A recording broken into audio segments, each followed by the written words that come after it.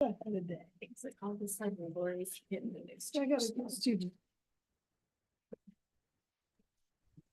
Evening, go ahead and call the May 2nd, 2024 Southern Polk School Board meeting to order. Karen, can I get roll call? Brett, Here. Bridget, Here. Kelly, Here. Lori, Here. Rick, Here. Whitney, Here. Chad, Here. All right, looks like we have a quorum, so. Motion to adopt the agenda? Thank you. Second. Thank you, Chad, Lori, Chad. Karen? just second.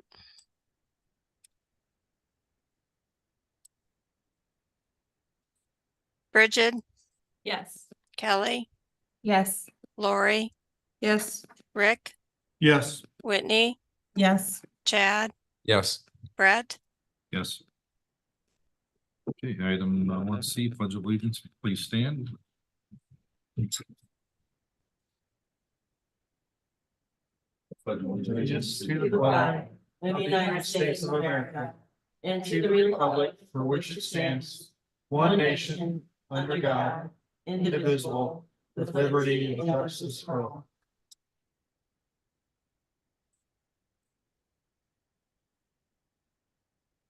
One D, district vision and mission. I have a volunteer. Would you like to read that? Sure. Go ahead. Chad? Oh, No, no. Southeast Polk will learn, lead, live success for college, career, and civic life. Engage all students in learning a challenging curriculum delivered through quality instruction. Thank you very much. All right, 1E, public comments. This is the time that you can come forward and talk about anything that's, whether it's on the agenda or not. You have 3 minutes as an individual, 5 minutes as a group. Ready? No? Anybody gonna rush up here? One of these days. All right, hearing none, we'll move on. 1F, consent agenda. Motion to approve the consent agenda. Second. Thank you. Can I say Lori, something? Bridget. Yes. Thank you. I said no. Hmm. Go ahead. Thank you to all of those for your service to our district that are leaving us this year. That's all. Yeah, that's probably a good thing to see. Yeah, I agree with you. He will be missed, all the years of service, absolutely. Anybody else? All right. They get a motion. Oh, we already I got did, yeah. Lori and, was that Lori and Bridget? All right, Karen? Kelly, Yes. Lori, Yes. Rick, Yes. Whitney, Yes. Chad, Yes. Brett, Yes. Bridget, Yes. All right, moving on to the AFSCME agreement. Motion to approve the AFSCME agreement. Second. I think Chad beat her. I don't know. I think I heard Kelly. Okay.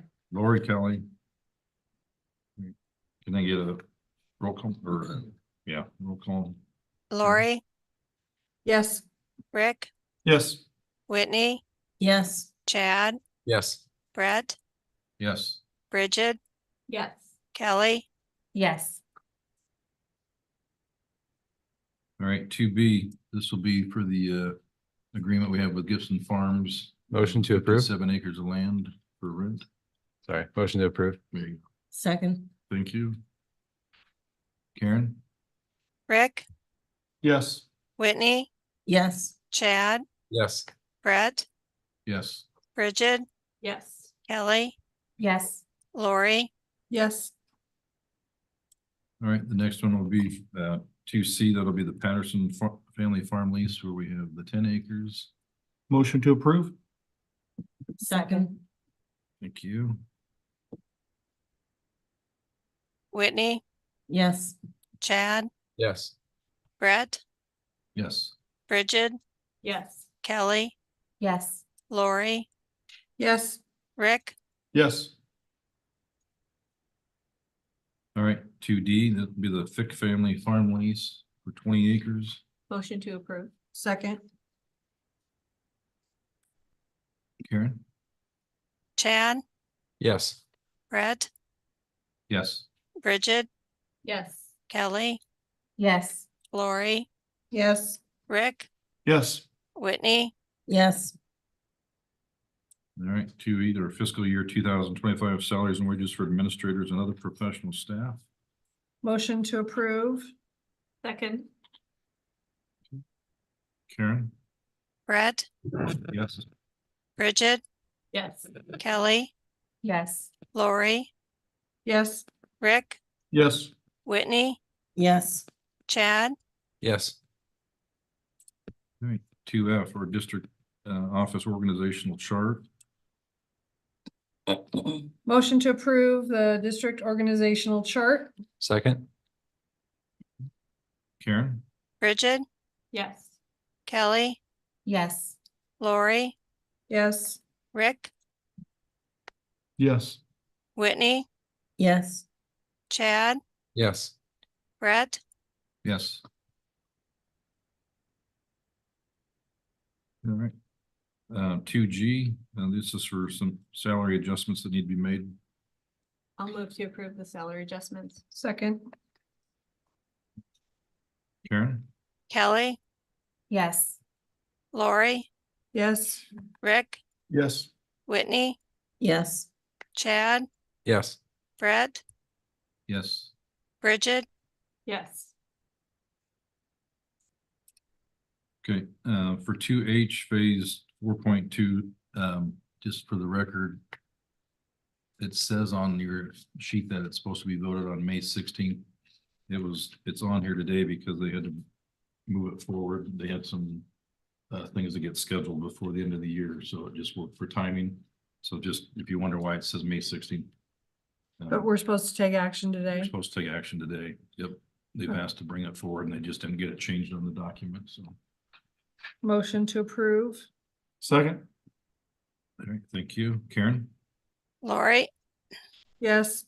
Rick, Yes. Whitney, Yes. Chad, Yes. Brett, Yes. Bridget, Yes. Kelly, Yes. All right.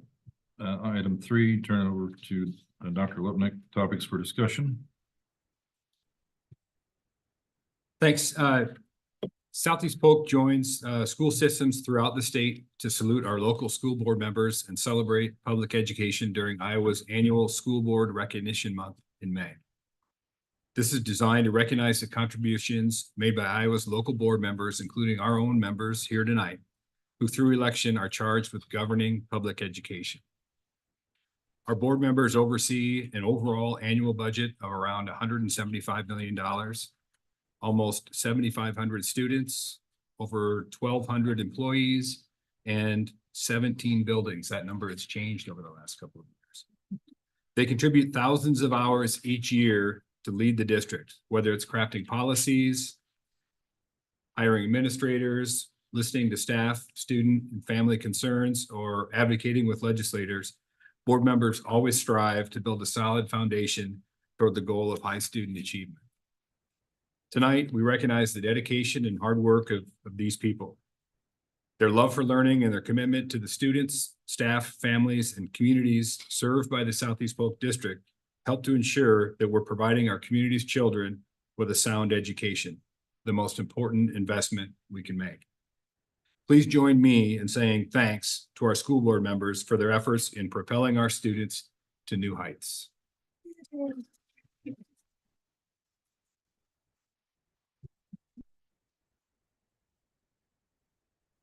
Certificate, and you can see behind you, there are some Flowers.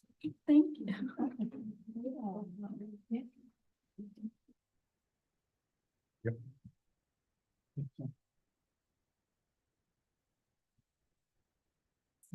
Thank you.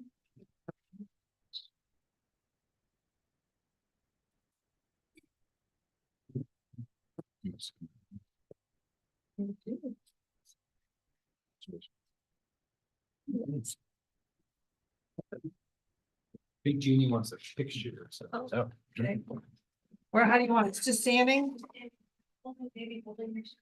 Oh, yeah. I can do that.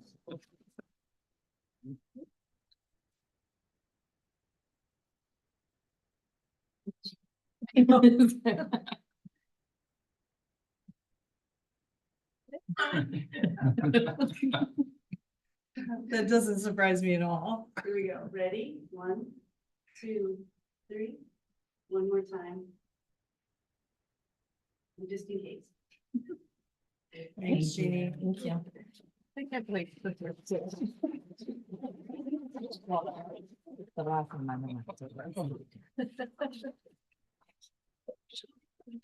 All right, 3B, mathematic program updates.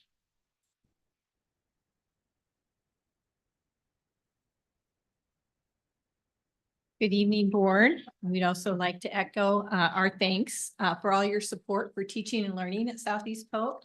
About a year ago this time, we were here to share the process for the recommendation of new elementary math materials. And our pre-K-12 math coordinator, Jane Beecham, was here to give you information on that, and you supported that recommendation. And we are just ending year 1 of implementation of iReady. And Jane is here this evening to give you an update on that, as well as some new things and standards coming our way in regards to mathematics. So I'm going to turn it over to Jane. Thank you so much for the opportunity to share all the good things that teachers and students are doing in their classes in the area of math. So we have so much to celebrate. So as Joanne said, the 3 things I'm going to talk about is our ISAS data from last year, because it's been a year since I've been up here. The K-5 new resources, and then there are some changes ahead for the state math standards. So thank you to Rob Timmons. He's our data coordinator, and he puts together data for all buildings, and he can pull any data you'd like. So he helped prepare these slides for us today. So when we review data, we typically look at 3 things. We want to see our 80% of our students meeting benchmark, because that means it's a healthy core. And then our MTSS structures are more effective if 80% of our students are on benchmark. Second thing we want to look at is how our results compare to the state. And third, if we're seeing growth in our students. So those are the 3 questions we typically ask when we're looking at data. So 80% is what we want all students. 80% is our goal. Well, 100% is our goal, but 80% is indicative of a healthy core. So these are the PLC teams that scored well above. They scored 90% proficient on our ISAS last year.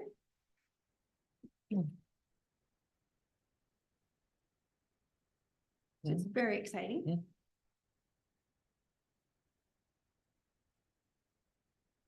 And then the second thing we want to see is our student growth. And so we're highlighting these PLC teams because they show double-digit growth from 2022 to 2023.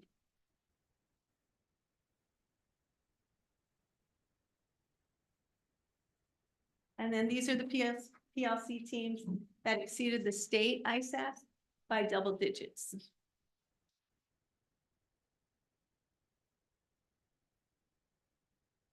Which means their proficiency was 10 percentage points or higher above the state average.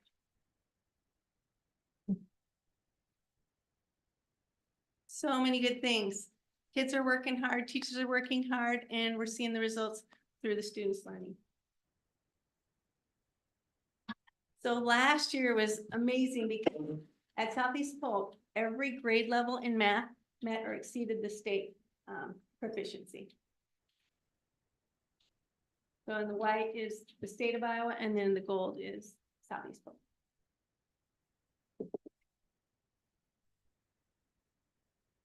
And then also every single grade level, grades 3 through 11, showed growth from 2022 to 2023. And that's what we want to see.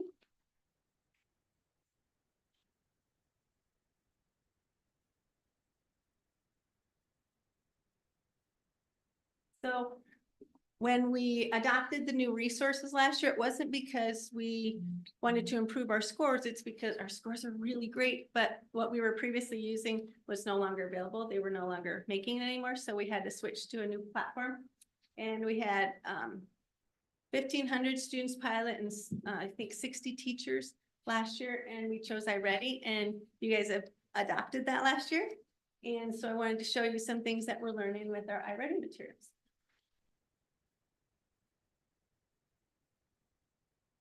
So one way to support teachers is through professional learning. So last year, since you approved it so early, we were able to get the materials before summer break. So we were able to, the last week of school during teacher PD time, teachers could leave and they got to see the new math books, they got to see the new curriculum before summer started. Then we gave a second training during pre-service for all K-5 staff. And then during our we offered 5 different learning sessions. 3 were led by iReady Curriculum Associates, and then 2 were led by teacher leaders in our district. And then these are some pictures from the teacher-led session. I asked teachers to share some things they like about Ready, and there was a long list of things they like about iReady. The main one is they like the hands-on activities. They like all the variety of sources and centers and online resources. So one thing that the teachers really enjoy is MyPath, which is a differentiated online platform that students can use, so it can take them from kindergarten up through 8th grade, even though it's a K-5 program. So it differentiates based on student need. It also provides a list of all the things students can do in the area of math, and then the next steps for learning, what they're next able to learn. As well as several other aspects.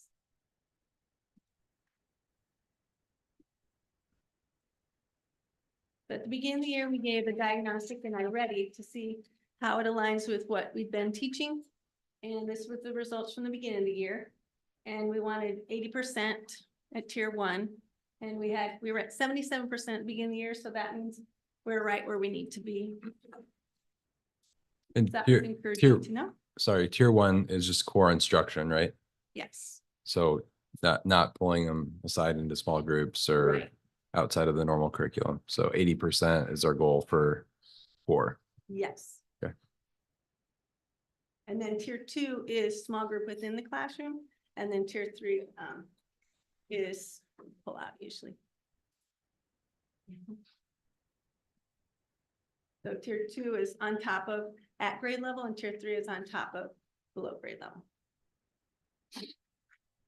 To get caught up and close the gap. So, and after our winter diagnostics, so after we've been teaching this half a year, we met with Curriculum Associates, and they provided some more data for us. So there's 4 columns. The first column are the national norms pre-COVID. The second column are the national norms from this year with iReady. The third column is Iowa's year to date, and then the 4th column is us, Southeast Polk. So we want to see more green, less red. So we're not quite, actually K2 is pretty close to pre-COVID data, but you'll notice a bigger difference when we get to 3-5. So we want more green, less red. So looking at K2, we've met or exceeded even the pre-COVID data for this. For grades 3-5, you'll see the pre-COVID for that first one, but then we're the 4th one that shows our year to date, which was very exciting because usually when you adopt something new, you expect an implementation dip as teachers become familiar with the new materials and the new way it's laid out. So we were very excited to see that we were doing as well or better than the other districts in the state, even though we're in year 1 of implementation.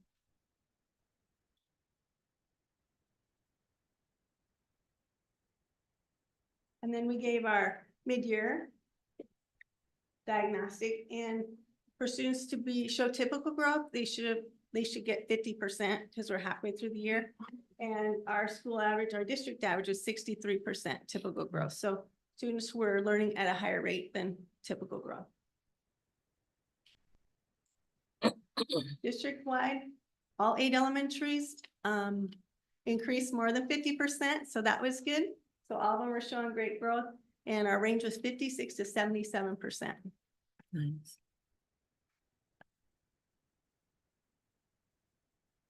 And then this slide is comparing their fall diagnostic when they first came back from summer break to winter diagnostic, which is right after winter break.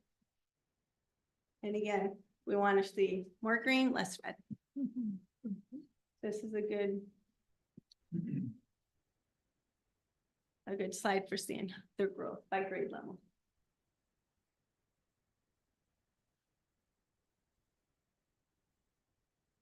And then I love this one because at the end of last year, after the pilot, one of the kindergarten teachers was piloting iReady, and she shared this little note with me from a kindergarten student about his favorite memory, and it was doing iReady. And I think that's our goal, is to have kids love math and enjoy, and for that to be the highlight of his year, I thought, yes, this is what we want, you know? That's my favorite memory now.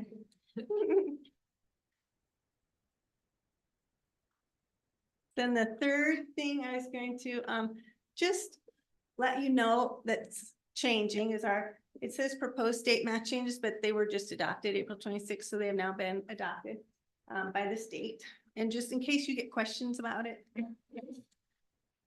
So what's staying the same? Most of it, the essence of the Iowa course staying the same content and practice standards, the same structure, and the same course design for the high school, algebra, geometry, algebra 2 required. Some things that are different when we talk about the Iowa core, we usually refer to lots of different documents. We refer to the core, we refer to the appendix, we have to look at all the footnotes, the 8 standards for mathematical practice for how we teach math. And now they put it all in one place. So instead of it being all these different documents, they put it all in one place in the Iowa core, which is really nice for teachers when they're referring to the standards and how to best teach them.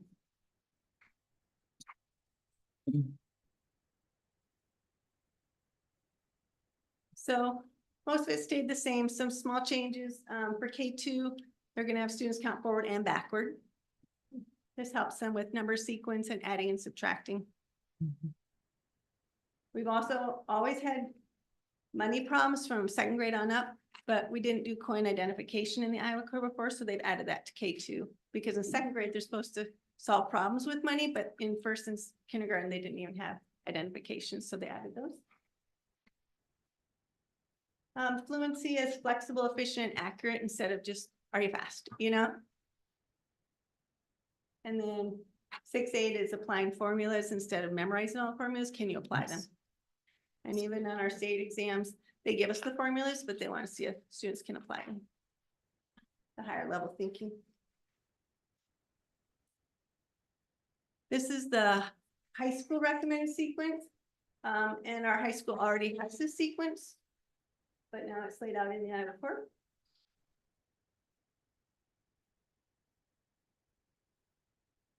And then I met with the high school a couple times.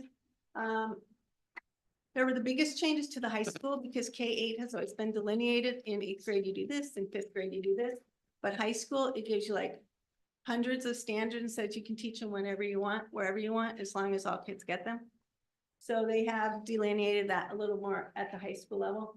So the high school teachers and Mr. Pettit and the instructional coach, Justin, have been working, and we've been digging in and looking at the changes and any possible changes we might want to make moving forward. And then I just listed the 4 questions that we consider when identifying priority standards at Southeast Polk.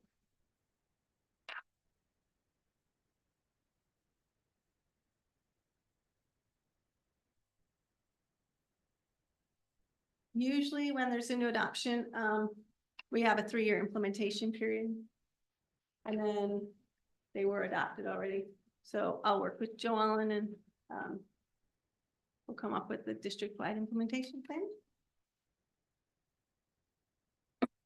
the best thing about having revisions is, like the high school teachers were saying Wednesday, they said, you know, when these first came out in 2010, we dug into them. We've been looking at them every year. But now we have a new opportunity to look through them, and now we know how they align with standards-based grading and which ones are going to be our priorities. And so it just, everybody gets a new, fresh look at them, and we get to make new decisions based on all the knowledge we know now.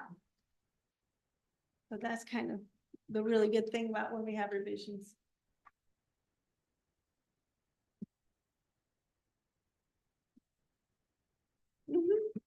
I'm so happy I got to share all this good information with you. So thank you for having me.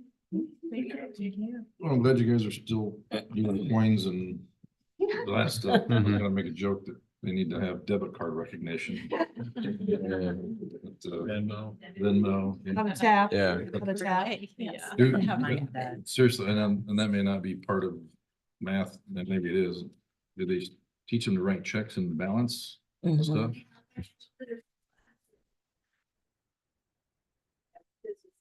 Is a financial literacy class, is that mandatory for each student or is that optional?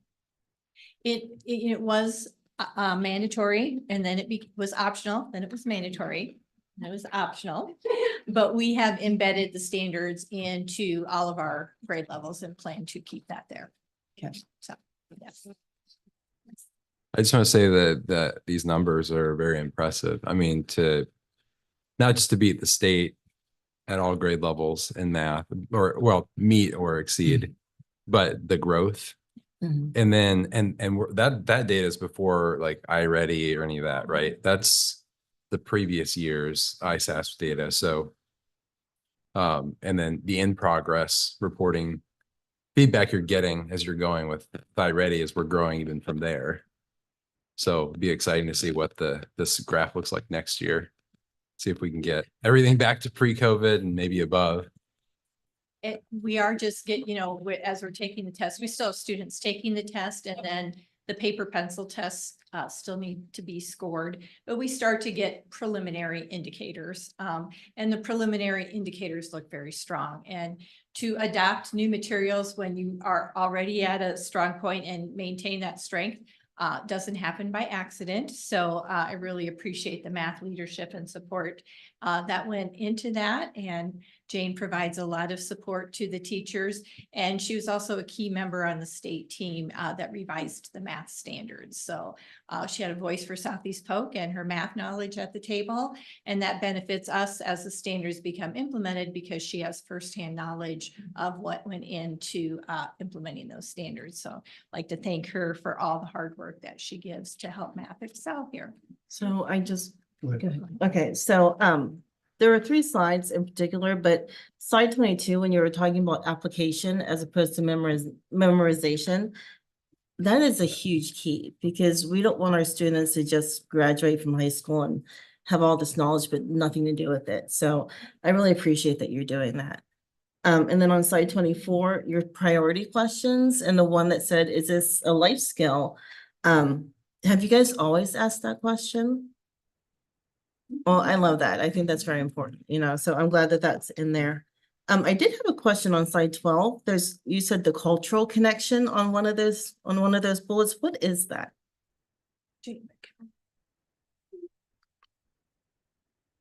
So the nice thing about the new resources is they have all these different connections. They have the STEM connection, they have the cultural connection. So like when I'm in a classroom and they're going through the writing prompts and stuff, it'll say, when have you played a game at your house? Or what games do you play? And different things like that. So you're So they try and tie it making back into that connections to person's life. to their Okay. home life, to their personal life. Sorry, that's not the best example. Well, no, I mean, But that's fine. I just needed more remembered. information on that. So thank you.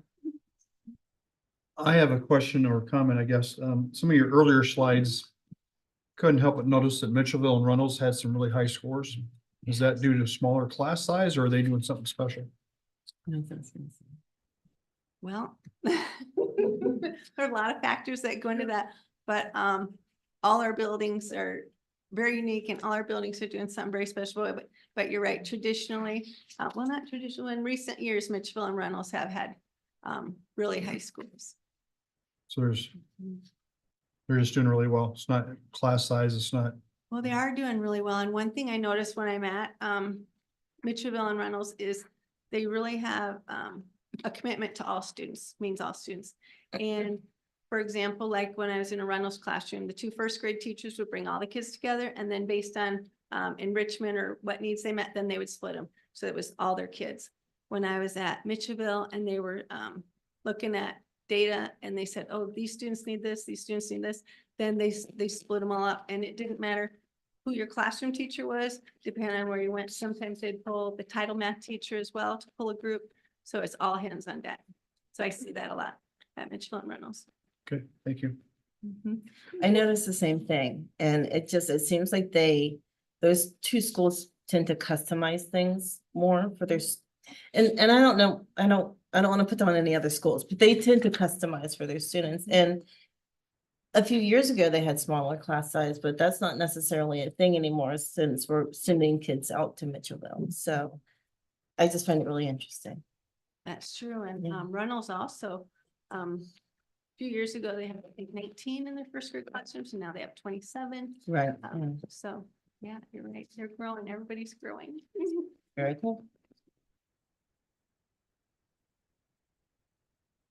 Anything else? All right. Thank you. Thank you. Good job. All right, 3C, transportation report. Is that Dr. Bill and Mr.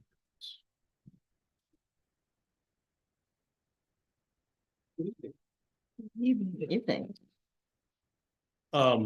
Earlier this year, the district contracted with a bus consulting company, CISO, which stands for the Center for Effective School Operations, to review our overall bus operations.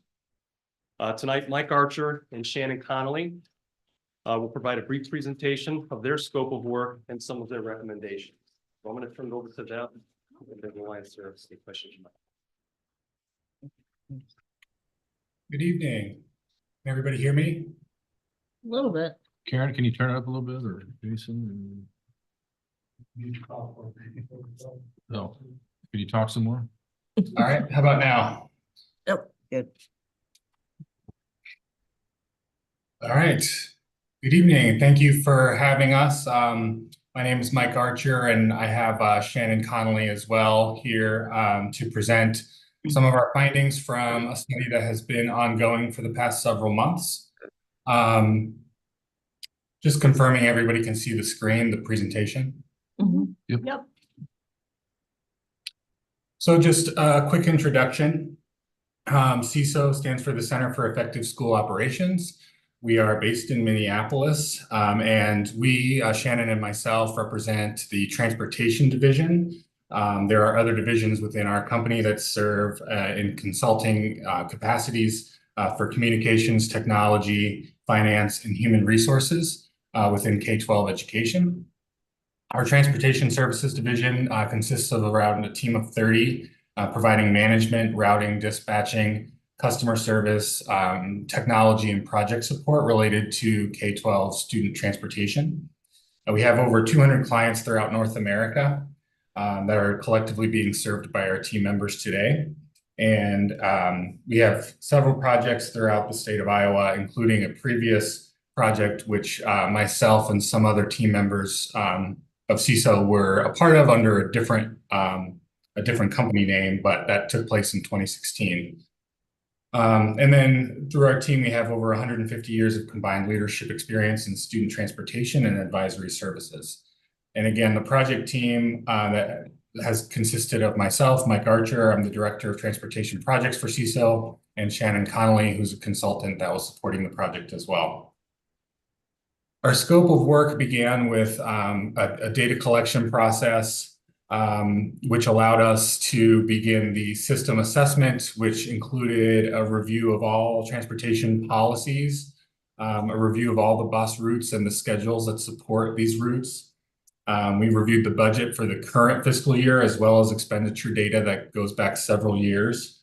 We reviewed the schedules for overall efficiency, And then we reviewed the routing software and the status of its implementation for support of the transportation operation, and also to prepare for a conversion because the current software is going out of date, I believe, after the next year or two. We also conducted a review of bus stops and the safety related to their placement and location. We plotted and mapped out different infrastructure characteristics, including sidewalks, crosswalks, pedestrian signals, vehicle speed limits on various roadways, and then the average daily traffic that is seen on roadways throughout the district area. And then, of course, concluding with a presentation of results and a full comprehensive report that will be delivered here in the next couple of weeks.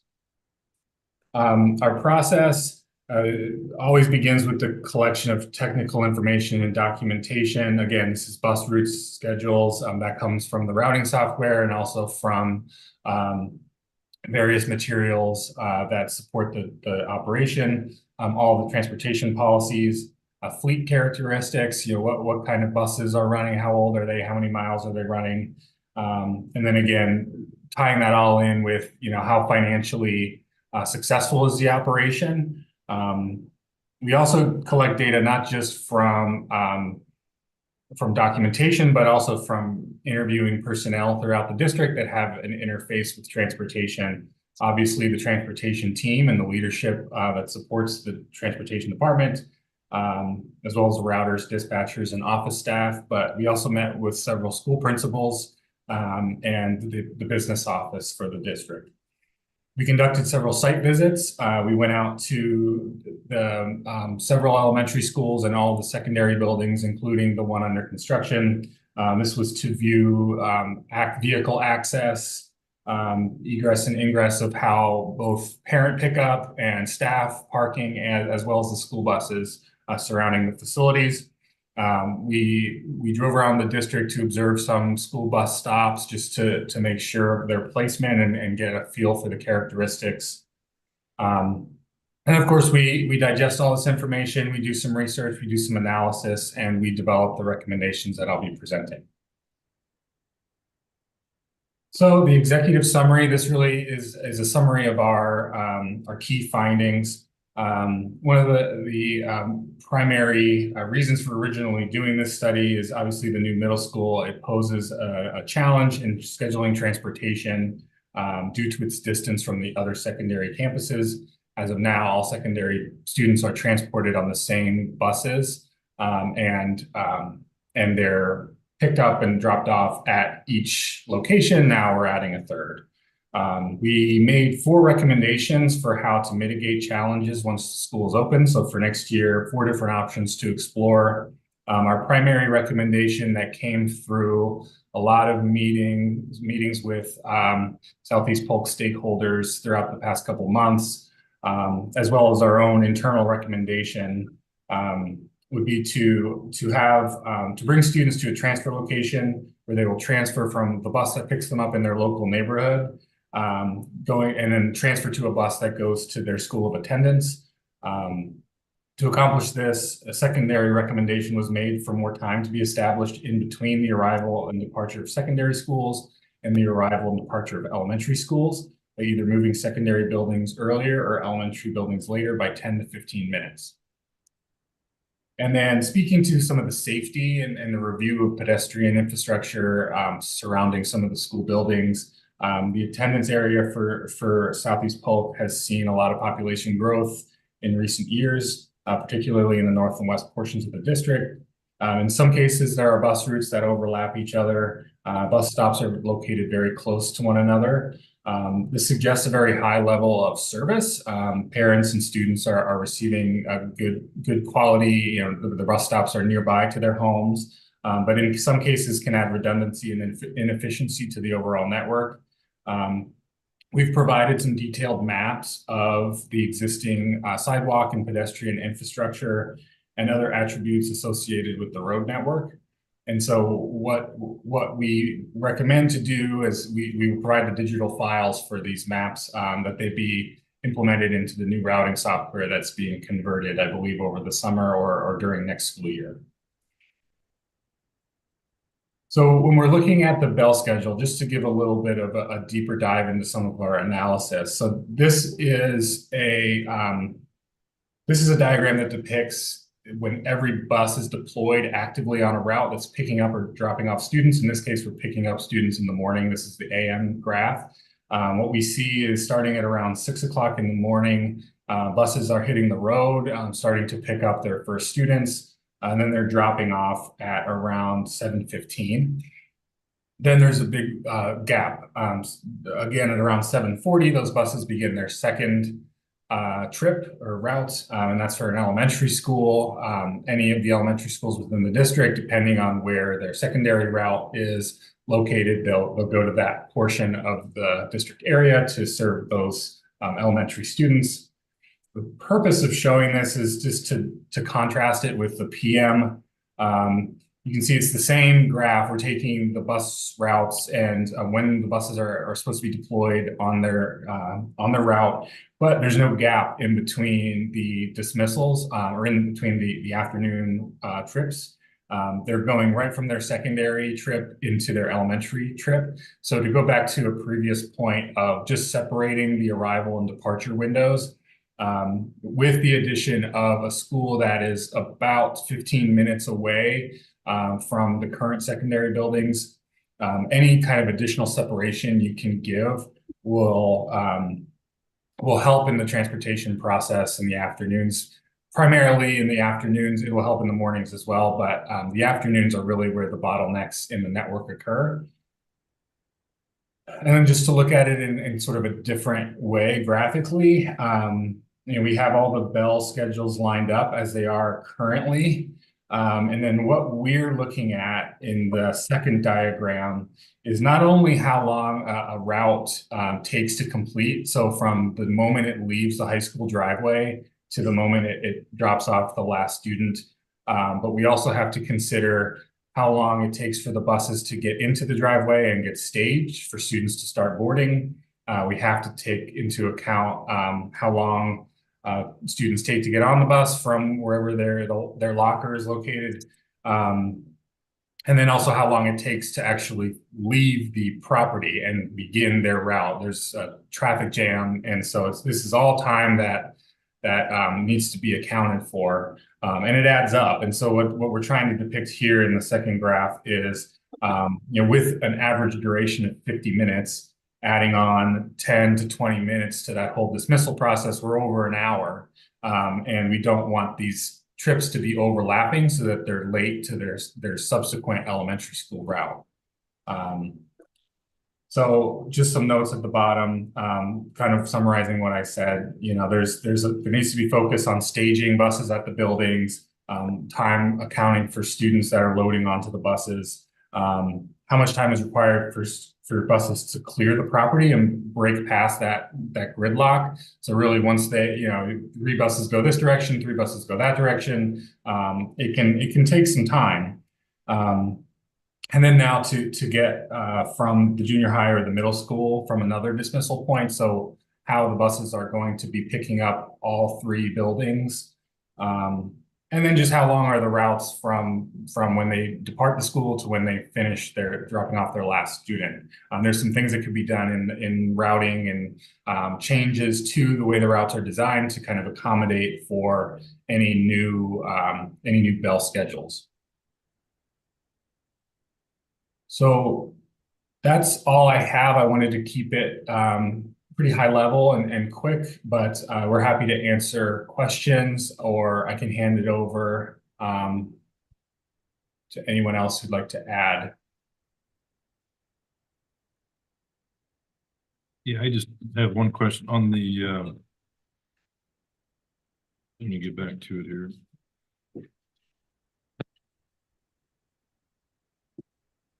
So you're on the scope of work page, when you talk about plot map, infrastructure, sidewalk, crosswalks, pedestrians, do you guys look at lighting? I know this is probably a tough time of the year for you to look at lighting at the bus stops, but so how do you put that into your checklist, I guess, when, because obviously daylight savings time plays a big part into when our early morning, we've got high school, junior high kids out, middle school kids out.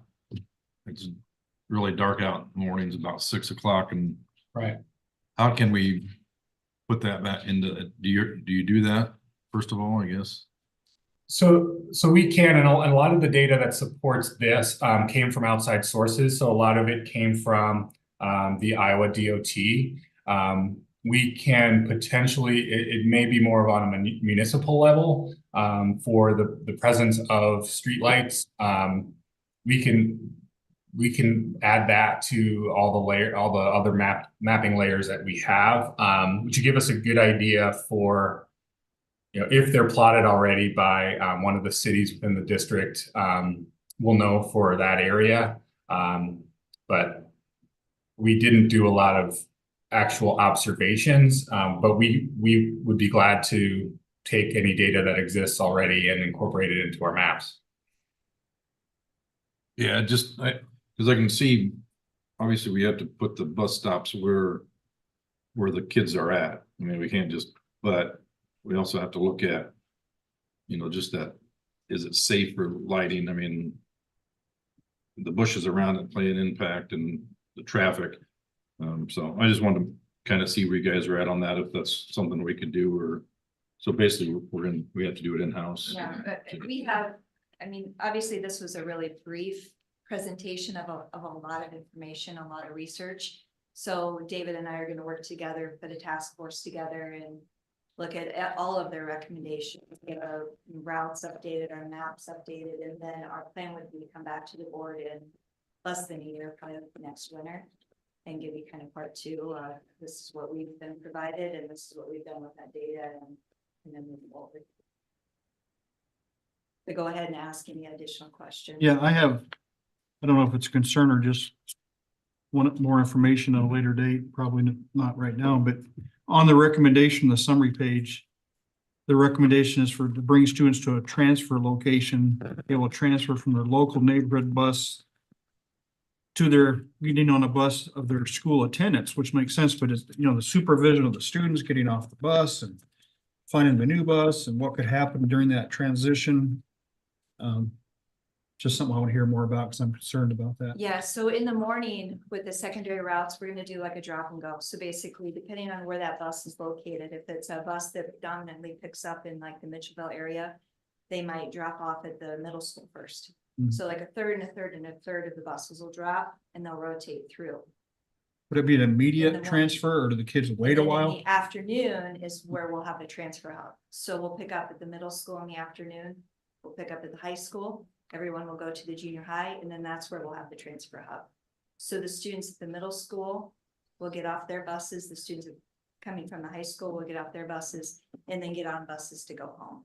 And yeah, we're gonna need staffing for that. Right. And we're talking to RDG, and we have received information from CISO about, you know, signage, yellow brick road processes, staffing for that. So yeah, we're considering all those things. Yeah, I appreciate your planning and I know you probably don't have answers to my questions, but it's just how long is it going to take? Who's going to supervise it? Are the kids going to be waiting for get off their bus they're leaving and get right on the new bus? Or are they going to wait a while? Because that transition period, as a former bus driver myself. It's gonna have to be quick because we understand that as the buses sit there, we don't want the buses sitting there too Right. long. Mhm. Before the students are out, we've talked about, you know, like a blue placard in front of the buses that go to one Mhm. school, and a red, and aligning our buses on the yellow brick road so that when students get off, they're not gonna walk a long ways to get on that next bus. Okay. And logistically, yes, it's gonna be a lot, and that's what we're gonna have to work on this summer. Right. I'll be anxious to hear how that goes. Yeah, we felt that also part of that in the morning when it started, like you mentioned earlier. And we just feel that it would create, Right. you know, it would create more time and more confusion in the morning when it starts, especially in the winter months. Right. We don't have daylight to find those buses and have supervision out there to get people to where they need to go, and it would just create, you know, more time to get back to those schools. That's why we felt that. I would just hate to lose a student in transition, you know. Yeah, we felt the drop and go in Yeah. the morning would be best, and, you know, if we were gonna have to do the transfer thing, it would have to be in the afternoon. Right. And I think you're considering the amount of time the students are on the bus too, because I know some of the routes are quite lengthy. Well, and, we have that a little bit right now where the students, when we're waiting for transfers and we're waiting for these other kids to come from, they're sitting on that bus. And before we even start the route, they're already sitting on that bus for 10, 12, 15 minutes. And that creates behavioral problems. And, those are things we're trying to really limit. Don't we use Clay? as Yeah, a hub right we now? use Clay as a hub right now. And it starts with updating our routing system, taking a, review of our routes and aligning things that way once we know our enrollment and numbers at each building. So what's the implementation timeline then?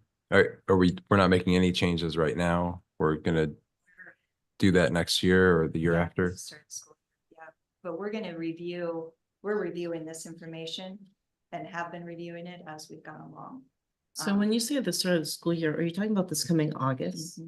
Okay. Yeah. Got it. Thank you. Yeah, and we'll continue to adjust and communicate and adjust again. We know that what we are talking about right now and what we think the bus routes look like, we may have to adjust again later, depending on, what our ridership looks like. And how the timing goes. Yeah. Yeah.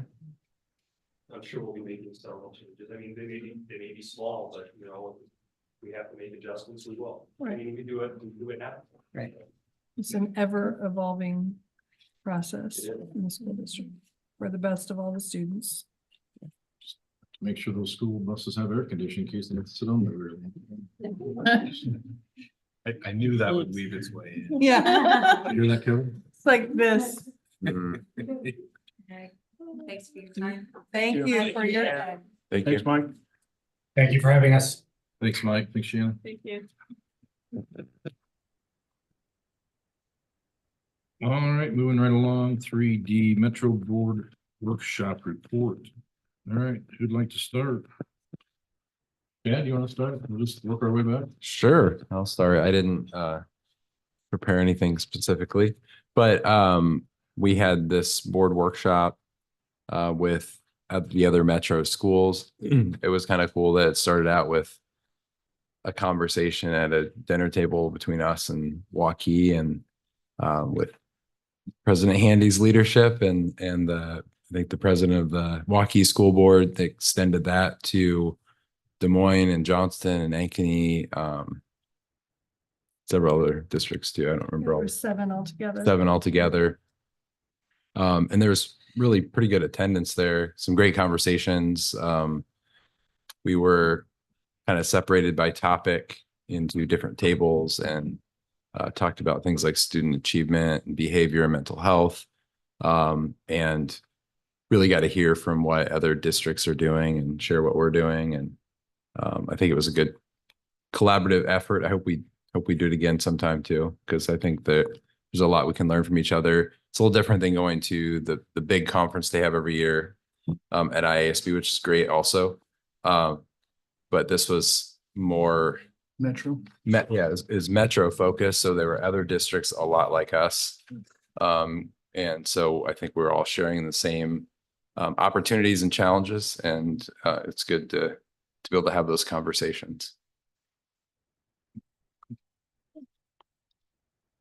I appreciated the chance to be there. That was great. I thought it was, thank you, Brett, for helping organize this. It was a great event and DMAC was a great site. We had 5 roundtable discussions. In other words, 5 times you could either stay where you're at or you could rotate. There was a minimum of 3 topics, but I think you could even add a 4th if you had an idea. But I stayed a lot at the recruitment and retention of staff table. I think 3 of the 5 times I just stayed there. And the one thing that really, my 7th year on the board, and I've had a concern because we've had a growth in minority students in our district, which I think is a good thing. But I haven't seen a whole lot of growth in minority staff members. I've seen a lot of, sometimes at the upper levels, a lot of male white staff members, and I'm glad to see we're getting a female next year at the high school, which is great. We already have a female at the junior high, which is great. But I just think with the 2024 with the minority students that we're bringing in, that our staff should reflect that when we're trying to recruit new staff. I don't want to lose any of the staff we have. I'm not saying that at all. I think our staff is fantastic, but I just hope that it's one of our goals in the future to think about, we need to add minority staff members to our district. So, and I just got a lot of input from a lot of other schools of what they were doing. They all shared the same concern. And maybe some other time I can give you some other suggestions, but it was just a great event. So thank you. Lori? I concur. It was a good first step, and one I would say we need to do more frequently and more often. A couple times a year would be nice.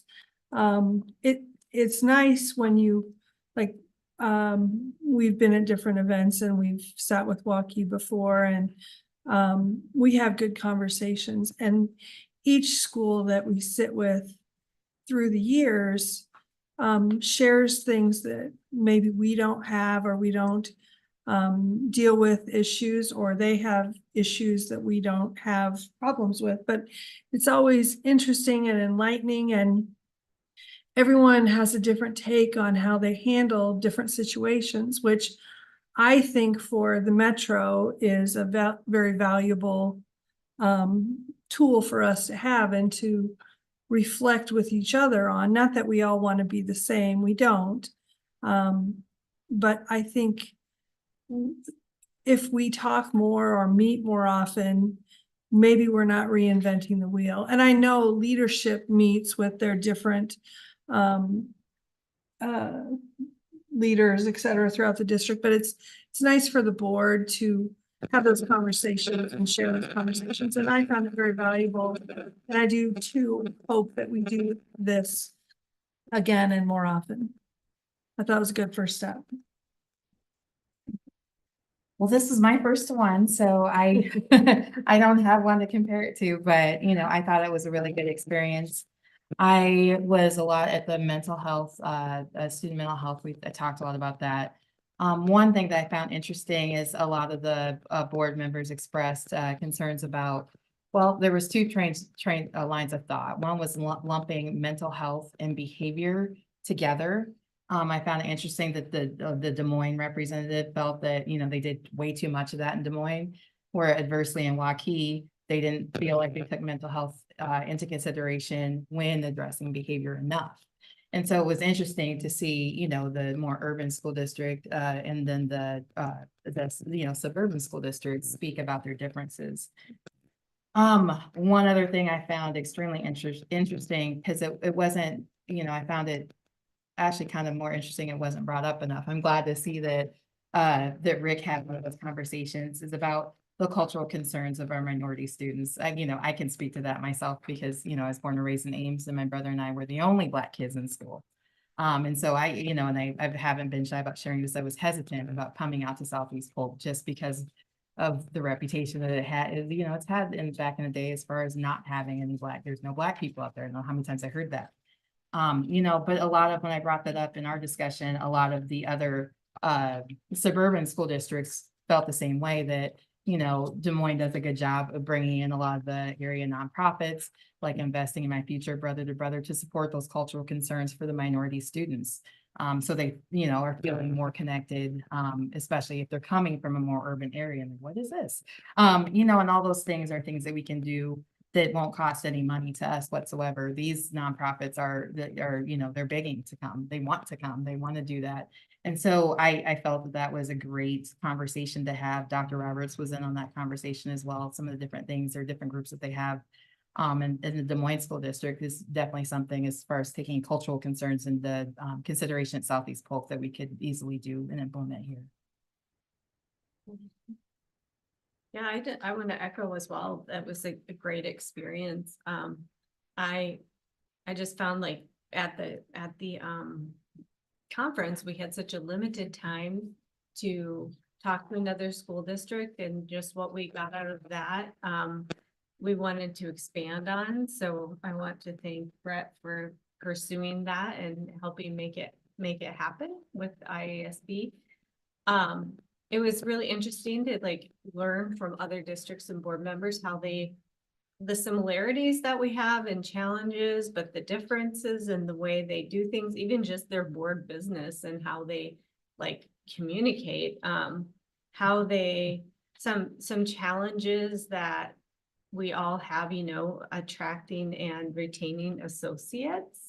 I heard that from other districts and they had more concerns about training and making sure their associates felt prepared and confident to work with the students that they do. And I've never heard of that as a concern here, but you know, it made me pause and think, you know, of the value of that. And then, and the behavior and mental health, I stayed at that when in those discussions for a couple rounds, and one really big topic was phones and what different schools were doing to, different ideas, that just the challenge that a lot of schools are having with behaviors concerning phones, especially at the middle school, junior high level. And we, you know, I think we can say that that was something in common.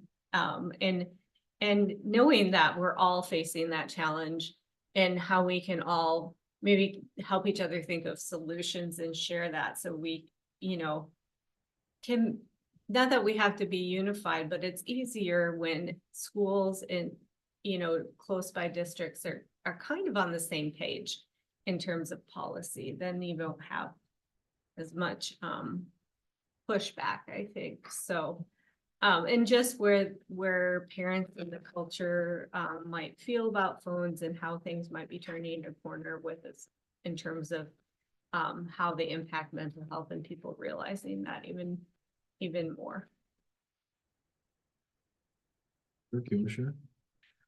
You know, I would echo what I've heard here. I think it was a good event. I think it was interesting to watch the interactions as a non-board member, to watch you guys interact with other board members and to hear those conversations and be part of that. And then also have board members from other districts pick my brain on things, knowing that they were kind of doing the comparison game and that too. But I think it was really a helpful night, a useful night, and I agree. I hope we do it again.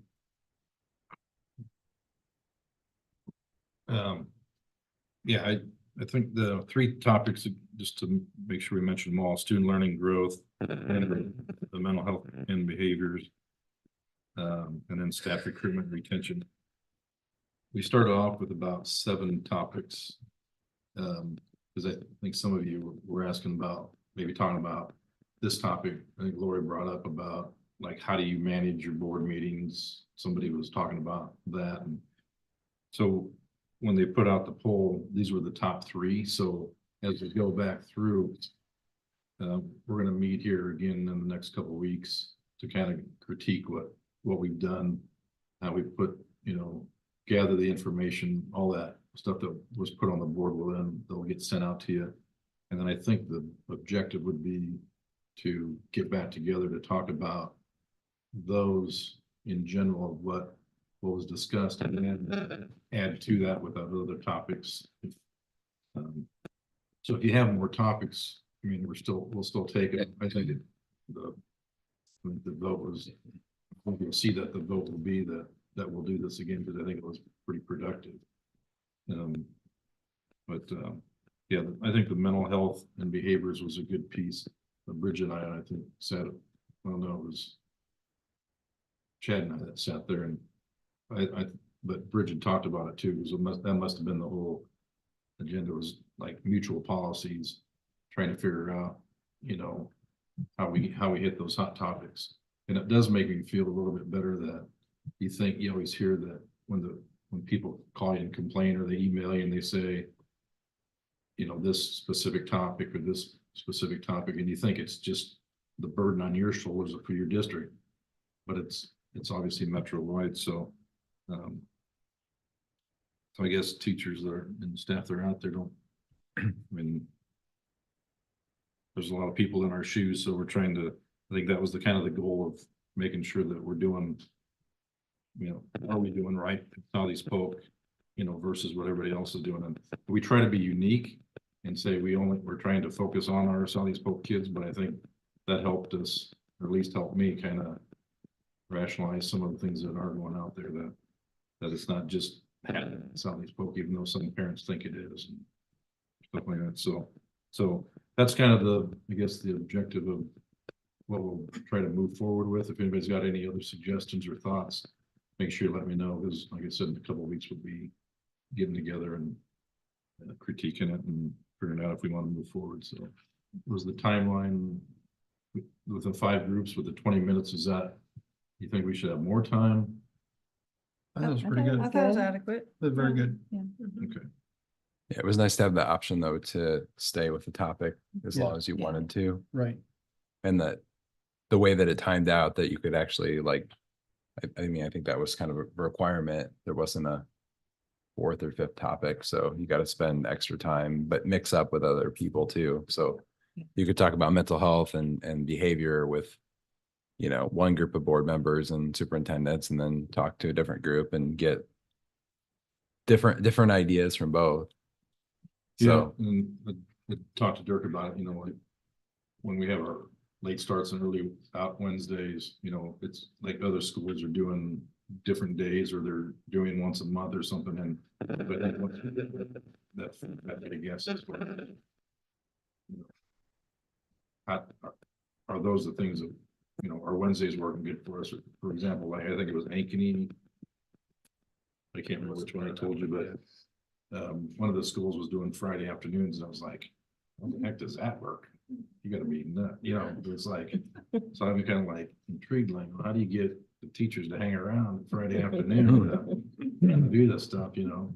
So it's just small topics like that you just get into, and I like, you know, 20 minutes doesn't do enough really for me. I mean, it was kind of like, you just get into a conversation like that, and then it's like, oh, you gotta go, but so if you guys are okay with it, then maybe when we get those results back, as far as what was all posted, we can bring back and maybe talk about that some more. Would you guys be okay with that? yeah, Okay.